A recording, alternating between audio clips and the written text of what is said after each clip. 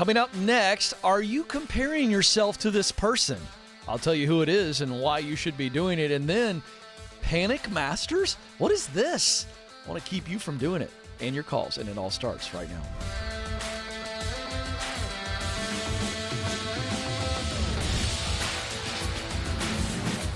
All right, welcome to the Ken Coleman Show. I'm coming to you live from our Ramsey Solutions studios in Nashville.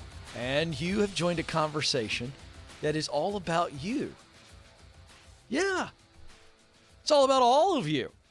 It's about your purpose. Let me tell you what that is, even though I may not know you yet. Your purpose is to use what you do best. That's your talent. To do work you love.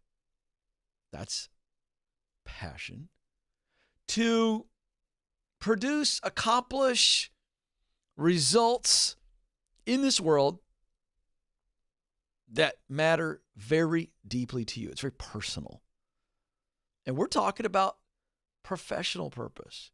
Now, you could also say, hey, I'm supposed to do that in my personal life and relationships. And I would say, absolutely, it can work there. But our focus of the conversation here on the Ken Coleman Show is about who you are uniquely, what role you were created to fill, all the different places where you can do that, because it's a lot. That's kind of fun. And then how you get there. So welcome. You were created to fill a unique role. You were needed, and that means you must do it. You are really valuable, but feeling that isn't enough. You must face the fact that somebody out there needs you to show up and give your best, which means working for a job for a paycheck only is not enough, and you know that. You didn't need me to tell you that. Let's help you move from paycheck to purpose, because a person who is on purpose in their professional life, you're going to see a direct correlation in their personal life. On purpose there as well. 844-747-2577. 844-747-2577. You can dial in right now. We're standing by. Phone lines are open. You can also engage here in the chat room as well. If you're there, give us a thumbs up, whether you're watching live or later. And if you haven't subscribed, please do, and share the show. So let's talk about comparison. Depending on the circles you run around in, you've either heard good things about comparison or bad things about comparison. I think inherently we all kind of know comparing ourselves to others can get unhealthy really fast. Really fast. But I do think comparison can be very healthy. In fact, there is a person that you should compare yourself to, and on a regular basis. How about daily? Who's the person? It's you. The only person that you should compare yourself to is the you of yesterday. You know, I'm trying to help my kids understand this, and golly, I haven't even gotten close to really mastering this. Not even close. I'm still pathetic at this, aren't you? Can we just be honest with each other? The thing I'm telling you to do right now, I'm actually talking to me, and I hope you get something out of it, because I still suck at this. It's just the world we live in that makes it so hard because of social media. We're now more connected than ever, but we're really not connecting with people. We're just connected. You can see everybody's business. And it's just natural. It's the human condition that has been exacerbated. I mean, dramatically exacerbated. The human condition is, I'm going to measure myself. I mean, nobody has to teach you how to do this.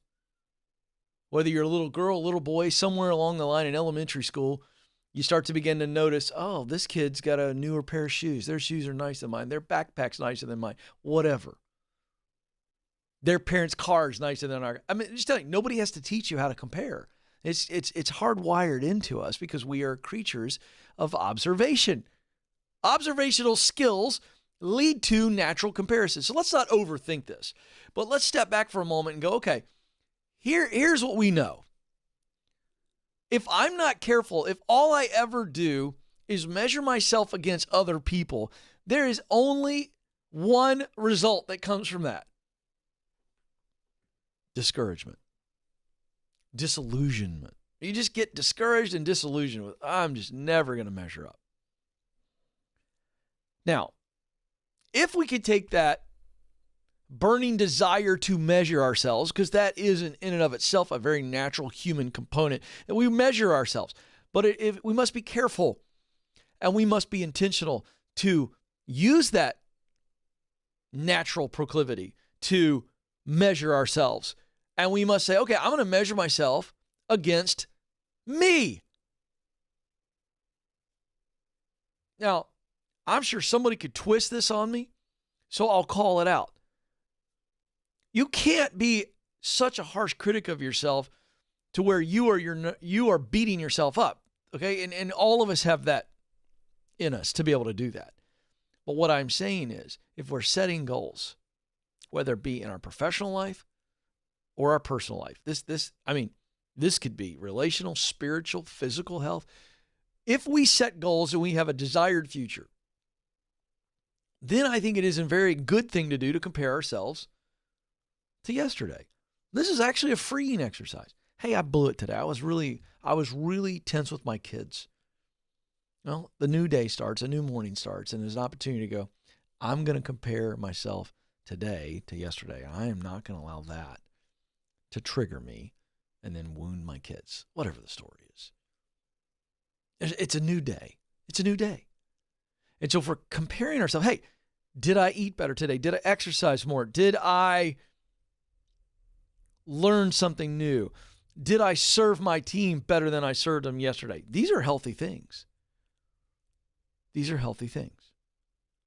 And it's not about, was I perfect? Was I 10 times better? No. Where can I be better today than I was yesterday? Keep it simple. Don't make your self-worth be about, did I blow it? Did I go 3 days in a row where I didn't get better? Don't get into that either. But if you're going to compare yourself, go, hey, in the grand scheme of things, where do I want to be? Where was I yesterday? Because if you get your blinders down into you becoming a better person, a whole person, a healthy person, a person who's on their own journey, on their own path, going after their own goals, and we're not going to get so focused on what everybody else is doing. Don't have any time for it. Not because you're so busy that you're burning out. You don't have the mental time. You're not even going, I'm focused on me. I'm focused on what I got to do. I got to get healthier. I got to get better. I got to learn this. I got to get this experience. It doesn't matter what everybody else has got to do. I know what my journey is. I know what my purpose is. So I got a lot to do. A person who is absolutely clear about their purpose, relationally and professionally, okay? Because this has a personal application of this. Comparing yourself to yesterday's you. It's a good experience. Can I get better as a husband?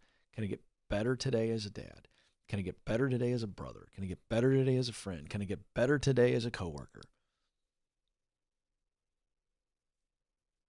Can I get honed in on my content a little bit more? Can I learn a little bit more? What more experience can I get that I can better serve my audience? Not, do I have as many Instagram followers as this guy or this gal? Have I sold as many books as this guy or this gal? Well, that's dangerous. Compare myself to the me of yesterday. You do that on a regular basis, you're going to see tremendous personal growth. And I think as a result of the focus on you getting better, you will spend less time looking at other people and comparing your journey, your timeline, your results to theirs. This will just be a natural outflow. And I want you to get that because it'll set you free. 844-747-2577 is the number. 844-747-2577. I love when I talk to you, the people. Carlos is going to start us off in Austin, Texas. Carlos, you're on the Ken Coleman Show. Hey, Ken. How's it going? Carlos, I'm living the dream. What are you doing?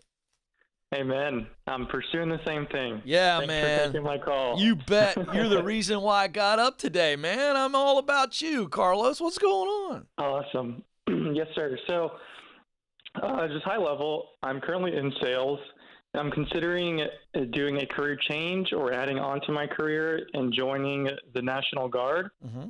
I've already taken the ASVAB. I've qualified as far as the jobs that I want to do. I've gotten the score. So I'm kind of just right there on if I should pull the trigger, but I'm not sure if it's the right move. Okay. Well, you've done so much, and I'm proud of you. So I feel like we're dealing with some fear and doubt here, and I think the best thing to do when you call me to go, Ken, is it the right thing? I think you can answer that, and I'm going to try to help you answer that. Awesome. And so what are we worried about? There's some fear, there's some doubt that's driving this phone call. What is it? I think it's I have a singular interest in doing a specific job, but Which is? well, to be transparent, I've always had a interest or inkling in going into some kind of police work or just being a soldier. It's kind of how I grew up. My dad was in the Army, so the infantry or being a military police was a job that I felt interested most in. But I mean, being in sales, I think the fear comes from I don't see how it aligns long term into any plan that I have. What kind does of this one-off thing? What doesn't align? Being a military, a member of the military, whether that's military police or infantry, whatever. Are you saying that's the part that doesn't align, or the sales? The military part. Well, let me tell It's you. very different.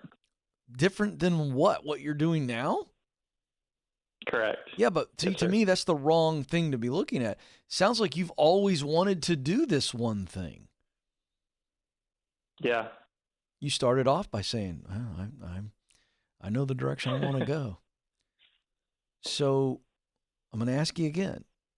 And I'm okay that I got to ask you 2 times, maybe 3 times, until I uncover what's really going on in your heart. This is all heart right now.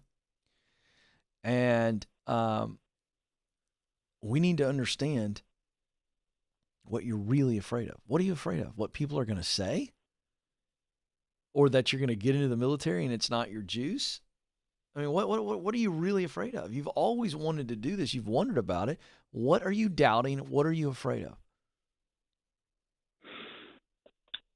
Yeah, I think a part of it is because with joining the military, there is those year-long commitments that come along with it. And I guess a fear would be, committing and then finding out it's not. I guess I've built up this image of what I want it to be in my head. Yep. Okay. Here's what I want you to do. Very practical exercise. All right? Okay. I want you to literally type this out or write it out, whatever you're most comfortable with. But I want you to say to yourself, I want it to start like this little exercise. I have always envisioned that a career in the military would be, and I want you to and don't worry about a narrative and it being super nice and polished writing. No one's going to see it but you. And I want you to fill it out. Get it out of your head. Because while you were telling me that you were envisioning that, weren't you? What you always expected it to be. Yes, sir. And what you think it's going to be. But you're like, what if it isn't? So let's get it out of our head and let's look at it. That's exercise number 1. Exercise number 2. I want you to have that visually in your head and to the point that it's on your phone, an iPad, or in a notepad. And I want you to seek out men or women that you know, or men or women that somebody that you know very well know, and they will get you a conversation with them. And I want you to ask them what it's like. What do they love most? Do a book report. You remember doing old-fashioned term papers and book reports? Yes, sir. Do it on them and take notes. And then you know what I want you to do? What do you think I'm going to tell you to do next? All right, you took too long. That's okay. I'm going to bail you out. I know. I'm putting you on the spot. The third exercise is to compare your notes to your vision of what you think it is going to be. Mm. And now we're going to see if we've got giant gaps. Correct? Correct. That's good. Yeah, I know. Like, this is what I do. Yeah, but here's the deal. This is how we figure out if fear is telling us the truth. Wow. Fear is either, so here's the deal. Fear is either protecting you or it's holding you back. I suspect it's holding you back, but I don't know that. And so I want you to do this exercise because it's not about what Ken Coleman thinks. It's about your head and heart are in a wrestling match right now. I think your heart's going, go! And I think your head's going, whoa, Sparky, slow your roll. Am I right? You're exactly right. Oh my gosh, it's like I've talked to it's like I've talked to somebody about this a time or two. Listen, man, this is about wrestling with this, and this exercise is going to take care of all this because it's going to clarify and verify. Yes, sir. You're going to clarify by talking to people who are actually in it and doing it, who have a real zeal for it, by the way. You don't talk to somebody who's disgruntled in the military. You need somebody who really loves the service. And so you need to talk to them. And now we're going to match it up. And when they say things and you see their eyes bounce in a good way, your heart will either connect to that or it won't. But when you see somebody's eyes bounce and your eyes bounce back, woo, we're on to something. And so that's what this exercise is going to do. Go do that. And then if there are gaps, then we address the gaps. Then you know, I just want to do this as a National Guardsman maybe. Maybe I do it part-time. Or I'm all in. But I think you've always longed to protect people. You've always longed to serve through protection. Does that sound right to you? Yes, sir. Yeah. So we might find out that it's not the military. Maybe it's law enforcement. Maybe it's, different types of, there's all different types of law enforcement. You're going to find out. But this is the first and most important step. And since I now know that your heart's saying go and your brain's saying whoa, this is the only thing that will solve this. So go do it. And when your brain gets the information that it needs, it will then double down on whoa to protect you. Or it will say, I'm sorry, heart. I'll shut up and let you lead. Okay, that's how this is going to go, one way or the other. Sir. All right, man. Listen, I'm really proud of you, Carlos. Thanks for calling in and being vulnerable and sharing. Hey, one quick thing I want to mention. I want to mention this every day. I'm not going to stop mentioning it because I know from social media and emails, there's a lot of you that are dealing with some serious crap. Maybe abusive, toxic situations at work, or you're dealing with some major family issues because you want to go one way and it's just nasty. And you feel like, it's so deeply personal that I don't want to share my biz on the show live. I get it. So what we're doing more and more of, the team is telling me, it's Madison told me the other day, she said, remind people. All the time I change people's names, where they're from, even the industry. Because listen, that doesn't matter. I don't care if your name is Ralph and you call in and say you're Bob. That doesn't matter to me. If that protects you from people getting in your biz and you getting the help you need, because folks, this is free and it's worth thousands of dollars. I'm not telling you that because I'm proud of myself. I'm telling you that because it's true. So if that's what it takes, we'll protect you however you want to so that we can give you help. And I specifically really want to say, if some of you are in some gnarly, nasty situations and you don't know where to go, I'd like a shot to try to help you. So if that'll get you to call, then do it. 844-747-2577. Let's go to Birmingham, Alabama now, where Jared joins us. Jared, you're on the Ken Coleman Show. Hey, Ken. It's a pleasure to speak to you today. Well, the pleasure's all mine. Jared, what's going on? So my main question is, I'm thinking and wondering about if I should leave my current job. So to give you a little backstory, I worked in retail for about 8 years now, and I feel like I'm currently getting burnt out on it. From year to year, 1 year, I pushed myself to try to get promoted, and then the next year I was completely happy of where I'm at. And then so there's, with management, they switch management around a lot, and I've had several managers where they've invested me and several where they haven't. And I'm pretty much I'm tired of, management saying we want to promote you, we want you to get there, but nothing ever happens. So I'm kind of wondering if now is a good time with everything happening to start looking for another current job or something that I've dreamed of always doing? Yes, the answer is yes. Unequivocally yes. You should begin the process of looking, exploring, clarifying, and verifying what your next step is. Stay put until we find the next thing. But the fact that you just dropped in there all casual on me, like you don't know who I am, Jared, that should I start looking for something so that I can do the thing I've always dreamed about? What did you think I was going to say, Jared? I kind of had and knew the answer that you were possibly going to say already, but I think I just needed you to hear you say it or hear somebody say it. Well, there you go. So what's this thing you've always dreamed of doing? Tell me that. So I've kind of been listening to your show a lot lately, and my passion is photography and videography. Great. But I struggle with the fact of marketing myself and getting clients and stuff for portrait sessions and selling pictures. So that's something that I struggle with. Why? Why? I guess I don't have the knowledge in marketing in that sense. Okay, let me ask you a question. Give me an example of something that I could hire you to do. Photography or videography? Give me an example. Photography. So I guess if like you have an event going on with a family, you come up to me and say, "Hey, can you take portraits? I'd like to do that." I have experience with events.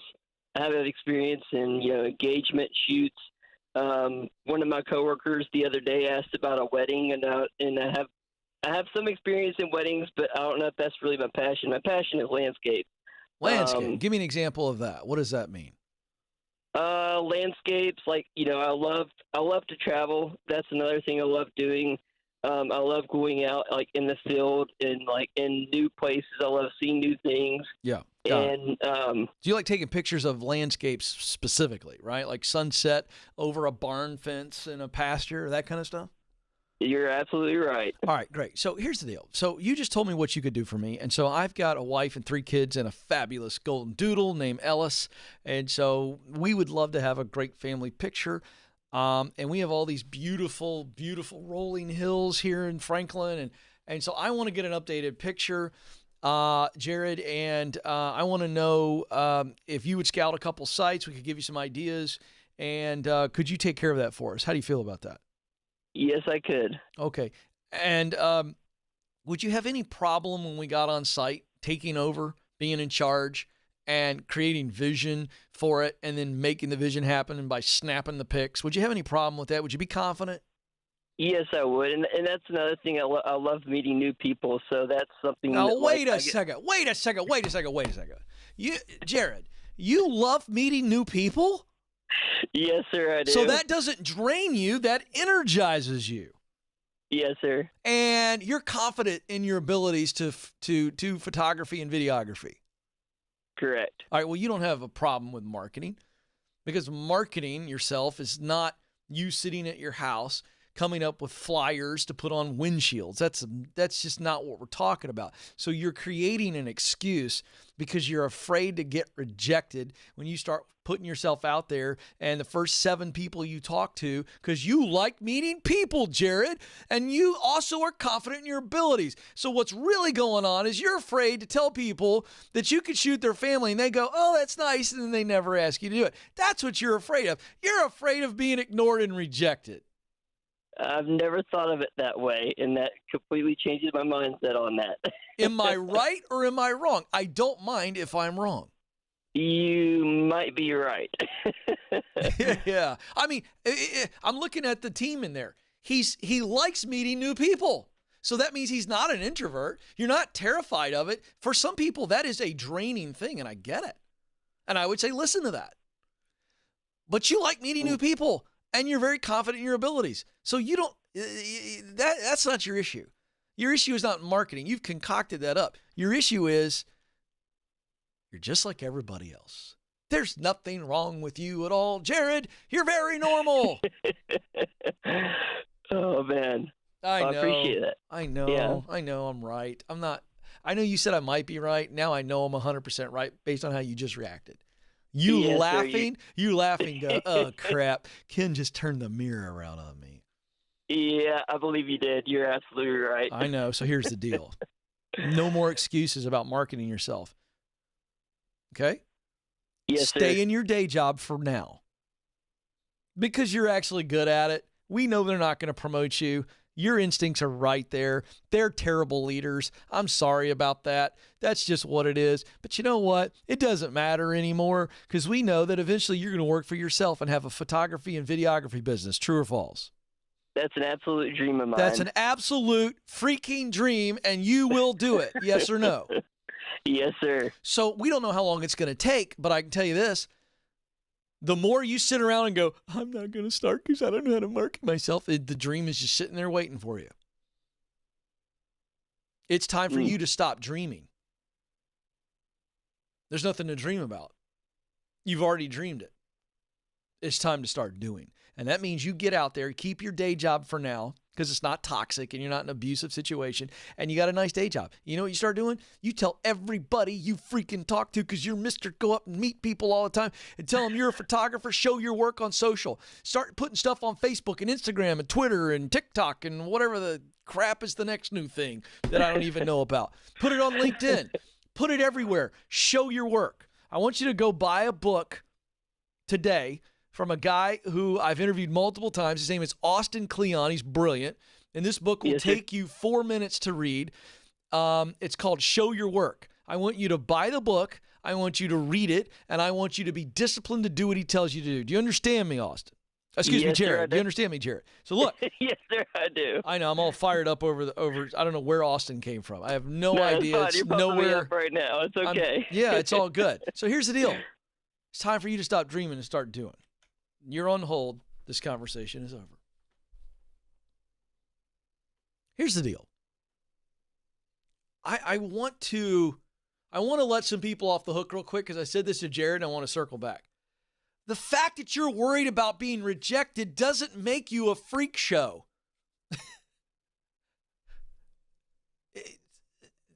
Can we take the shame off of our shoulders about being afraid of being rejected? That's called being human. Listen, we're about ready to release my third book. I've been down this road twice. I'm still worried that people aren't going to like it. Why? Because I'm a human. Welcome to the club. And can I also set you free? You being afraid of rejection is worthless.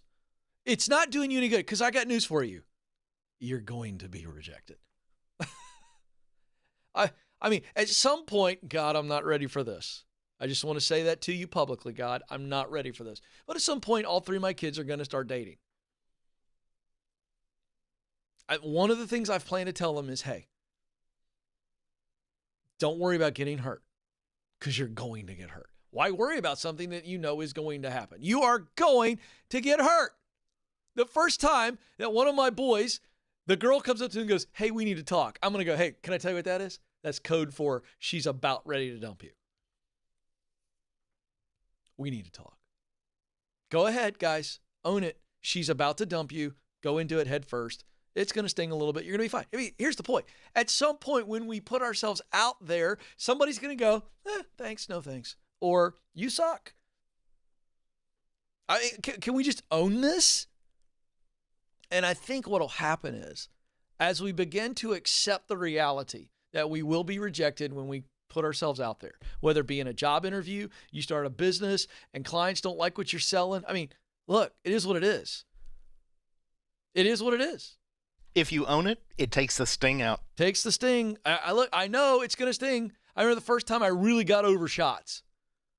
You know, like 10 or 11. I'm like, this is going to sting. I know what this feels like. I remember what it feels like. Here we go. I'm ready. I'm watching it go in. It's going to sting, going to sting, going to sting. It's not that bad. But if I'm doing this, which, you know, every kid does. Nobody has to teach you to do that. I mean, you're just all, and you're already worked up as opposed to just going, this is going to hurt. Bite the stick and keep moving. All right, quick break. Well, I'm sorry, Joe. Thank you very much. Want to tell you real quick. We got a lot of people that are flooding this. This is great. ZipRecruiter.com. New partnership. I'm really proud of it because they're going to take the suck. Talk about being rejected. You're going to get rejected on the job process. But if you can get into actual interviews, less chance for rejection as opposed to just submitting all these resumes. ZipRecruiter's different. They're the best. Here's why. You go on their website, ZipRecruiter.com, fill out a profile. They begin to pitch you. Actively recruiting on your behalf for free because the companies are paying them for access to you. All right? And when a company sees your profile, they go, hey, we're interested. They contact you directly and say, we want to interview you.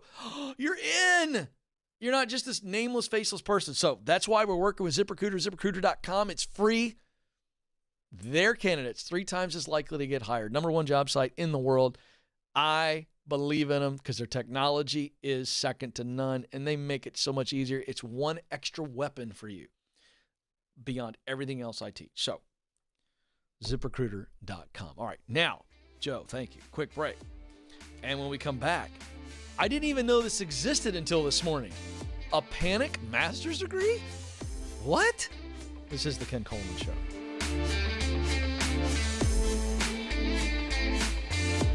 Our world is changing, but so are we. Now, we see a smile through someone's eyes. We conquer our struggles and cherish each moment because we're shielded through faith and assured by hope. And greatest of all, we love. The world is different, but so are we.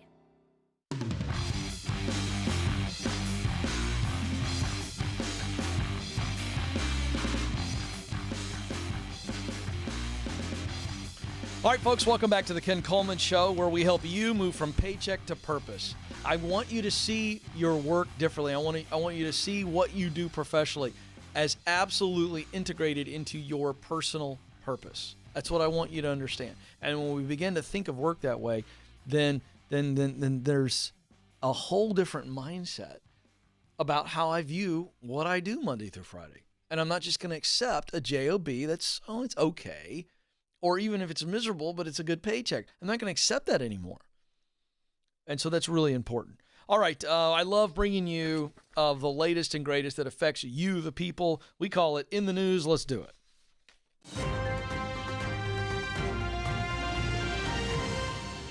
All right, so Damon, my brand leader, emailed this to the team today, and this is off of Vice.com. I got to be honest, I hope that's a reputable site, Damon. I would assume that is. It sounds a little sketchy, Vice.com. I get a little nervous, but I know you, and so I go, okay, I'll go with this article. So anyway, and he's in the control room, by the way. This is fascinating. I don't know if you showed up for just this, but I just told the team that I'd never heard of this till this morning when you sent it, and I am really fired up about this particular topic. So here it is. Here's the headline, folks. Listen to this. Thinking of doing a panic master's? Now, the headline writers assume you know master's degree. Well, that's what they're talking about. Thinking of doing a panic master's degree? You're not alone. I'm at my desk, folks. This is what I did. I rubbed my eyes. I'm going to be 47 next month. I thought maybe I didn't read the headline right. A panic master's degree? It's a thing. Vice did a online poll that found that 39% of respondents felt as though coronavirus made them more likely to take on a panic master's degree. So I dive in more. Here's the reality. So let's at least give you context for why this is happening. This is true. College graduates are having a harder time landing that entry-level job coming out of college. Under 25s have been victim to nearly 2/3 of COVID-19 related job losses, and the unemployment rate for 16 to 24-year-olds stood at 13.2% between February and April 2021. Okay, quick context. I don't know why they've got 16 to 24-year-olds. I think this is a skewed number, Madison. I don't understand this. 16-year-olds unemployed? No, they're not unemployed. They live at home. And they lost their hourly, lower wage jobs because of the tourism industry, restaurants, things of that nature. Okay, so outside of that, The fact is that the under 25s are struggling to get hired coming out of school. And it is because the COVID restrictions, where we had a lot of jobs furloughed, frozen, job hirings, and then, of course, actual layoffs. That's true. It's also because of something I tell you folks almost daily on the show, which is that college is becoming less and less relevant. Just because you have a college degree is no longer the guaranteed stamped ticket to get to the dance. It's not. So college grads coming out, what they call overqualified, and it just means they got a big old student loan and a fancy schmancy degree and 4 years of party experiences, and they're stuck. Listen to one quote from one of the respondents. I did my master's degree because basically I had no idea what else to do. This is a 25-year-old male who can't get a job. He comes out with a degree, good school, very impressive major, all the things, can't get the job that he wants. What do? And here's the backstory. He says, I have nothing else to do. He's wrong. He could have just gotten a job and get in the industry somehow, some way, go get entry level, whatever you got to do. He could have done something. What does he do? He delays having to deal with this reality by saying, well, I'll just keep going to school. Now, I'm going to go deeper than I think. No one in this article discusses what I'm about to share. But I think this is a psychology issue, and I'm going to tell you that this makes total sense to me. When you come out of 4-year school and you can't get a job, the pressure is undeniable, and I think for many unbearable. So what do? They don't want to tell their peers, that would be their family, their friends, or everybody else, I can't get a job. So what do? I'm going to pursue a higher ed degree. Oh, well, okay. Because that's what people still think. Yeah, I just graduated. And instead of going, I can't get a job, I'm stuck, I don't know what to do, they go, I'm going to get an MBA. And everybody goes, oh. The pinky finger comes out when we're discussing this. Oh, well, it's fantastic. So they do a panic master's. They're acknowledging that I don't know what else to do. I'm going to go get more education because it's going to make me more qualified. And I don't think they think it's going to make them more qualified. I think it is the best alternative in their mind to actually saying, I'm stuck. I got a degree that's not opening up doors, or it's a little harder than I thought. And instead of using the proximity principle and rolling up our sleeves and getting out and busting it and doing whatever it takes to get in, even if I've got to go get a job that has nothing to do with my dream, if I go get a day job, I'm in a position to pursue the dream job. And folks, listen to me. I'm trying to help some of you not make this decision. Here's what's happening. And I'm not criticizing. I'm saying I get it. But the higher education, the master's degree, the panic master's is all about your image. And I understand. Please don't make that mistake. It's money you probably don't have because you're panicking. So you didn't plan for this. So it's money you don't have. And I think a waste of time. You may never get those 3 years of your life back. Because I would suggest to you, and I'm okay if you disagree with me, a panic master's is wasting time. The 2 years that you're going to take on that is wasted time that you could be out there working and connecting, getting in, working your way up the ladder. And you wonder why I say this? Well, Ken, it's easy for you to say. By the way, I had somebody, I'm going to give you quick context on this. I had somebody the other day say on social media, oh, this is easy advice from a millionaire. Oh, okay. Newsflash, I'm not a millionaire yet. Thank you very much. On my way, but I'm not. So let's spare me the I'm coming to you from the ivory tower. It's a bunch of garbage.